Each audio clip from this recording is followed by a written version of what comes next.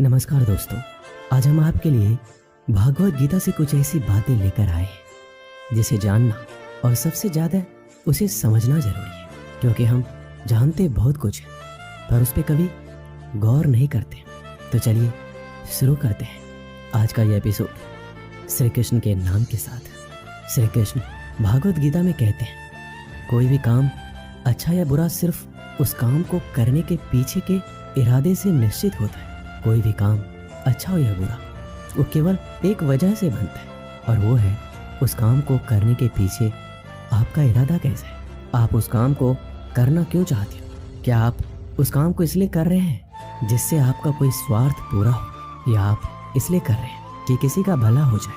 काम भले ही एक हो, लेकिन उसका नतीजा इस बात पर निर्भर करता है कि आपका उद्देश्य सही है या बुरा है। महाभारत के युद्ध में पांडव भी युद्ध कर रहे थे और कौरव भी युद्ध कर रहे थे, लेकिन दोनों के उद्देश्य बिल्कुल विपरीत थे। पांडव अपने धर्म के लिए युद्ध कर रहे थे और कौरव अधर्म के लिए युद्ध कर रहे थे। दोनों एक ही मैदान में थे और दोनों ही अपनी पूरी ताकत के साथ एक दूसरे से लड़ रहे थे, लेकिन दोनों का काम एक होने के बाद भी और मेहनत भी एक होने के बाद भी कौरव हार गए और पांडव जीत गए। इसके पीछे का एक ही कारण था, और वो है उनके काम को करने के पीछे का इरादा। एक का इरादा सही और एक का गलत था। भागवत गीता में श्री कृष्ण कहते हैं, इंसानियत के सिवाय इस दुनिया में कुछ भी नहीं रहता। इंसान जब पैदा होता है नंगा आता है, जब वो मरता है ऐसे ही जला दिया जाता है, उसके साथ कुछ भी नहीं जाता। जिंदगी में जो कुछ भी यहाँ आने पर मिला है वो आपको आने से पहले किसी और का था, और जब आप यहाँ से चले जाएंगे तो किसी और का हो जाएगा। जो पैसे आज आपके पास है, जो नाम आज आपके पास है, जिस पोजीशन पर आप आज हैं, उससे पहले उस पोजीशन पे कोई और था। आज भले ही आप हो, लेकिन कल कोई और आपसे वो छीन लेगा। यही सृष्टि का नियम है और यही भागवत गीता की सबसे बड़ी सीख है, जो हर एक पृथ्वीवासी को समझनी चाहिए। तो अगर बदलाव है इस दुनिया का नियम है, तो ऐसी कौन सी चीज़ है जो हमेशा रहती है, जो हमारे मरने के बाद भी इस दुनिया में रहेगी? वो चीज़ है इंसानियत। सबसे पहले एक अच्छा इंसान बनिए, और हर एक मनुष्य उस परमात्मा का अंश है, जो हमारे सीधे तार उस परमात्मा से जुड़े हुए हैं। जो हमारी आत्मा कभी गलत नहीं हो सकती, पर हम शरीर के सुखों के लिए गलत कर्मों को करने में लग जाते हैं और उनका नतीजा भी गलत होता है। आज हमारे पास जो कुछ भी है, चाहे हमारा प्यार हो या रिश्ता हो या पैसा या नाम, एक दिन हमसे छिन जाएगा, दूर चला जाएगा। यही सृष्टि का नियम है।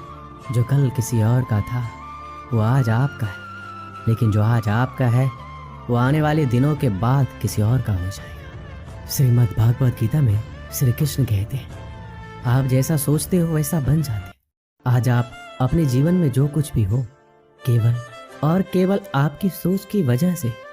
आज कोई भी इंसान अगर किसी लेवल पे है, चाहे वो लेवल ऊपर हो या नीचे, वो सिर्फ उस इंसान की सोच की वजह से।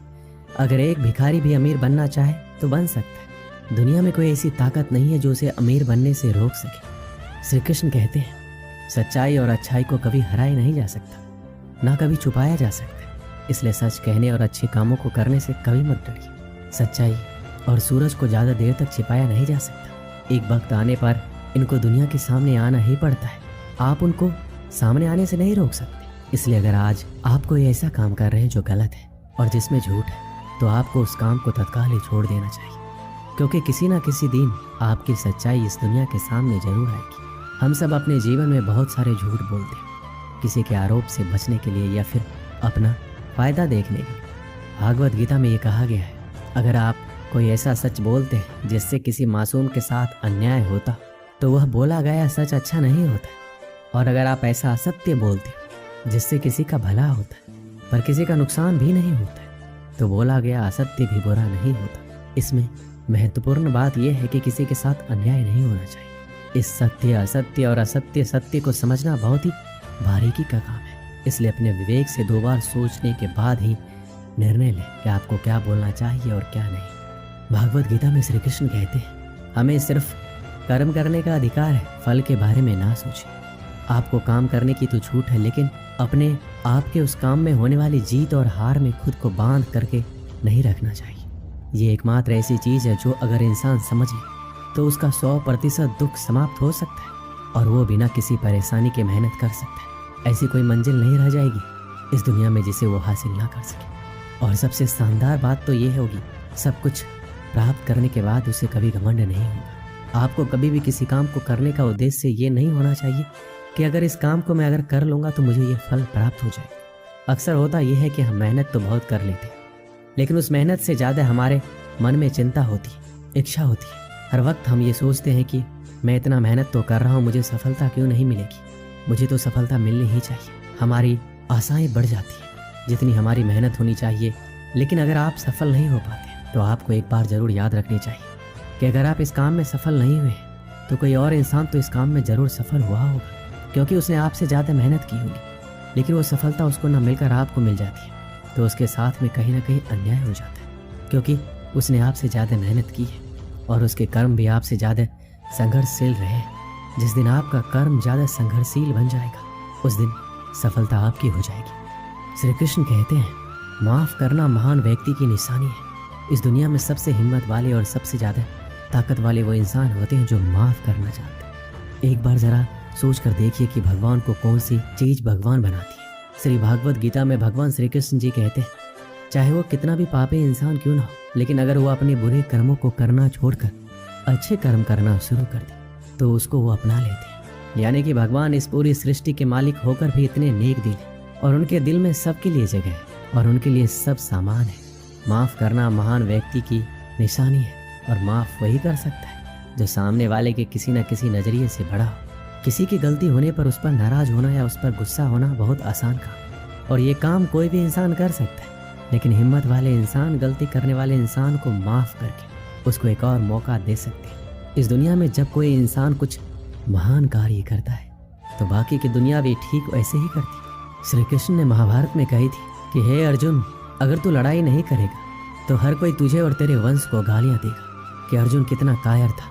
लेकिन अगर तू युद्ध करके जीत जाएगा तो इससे आगे आने वाली जो दुनिया होगी उसमें तू एक उदाहरण होगा, और उदाहरण ये होगा कि धर्म की अधर्म पर जीत हो सकती है। और अर्जुन, जो तू करेगा उसकी बहुत बड़ाई होगी और तेरी आने वाली पीढ़ियां भी तेरी तरह ही कर्म करेगी।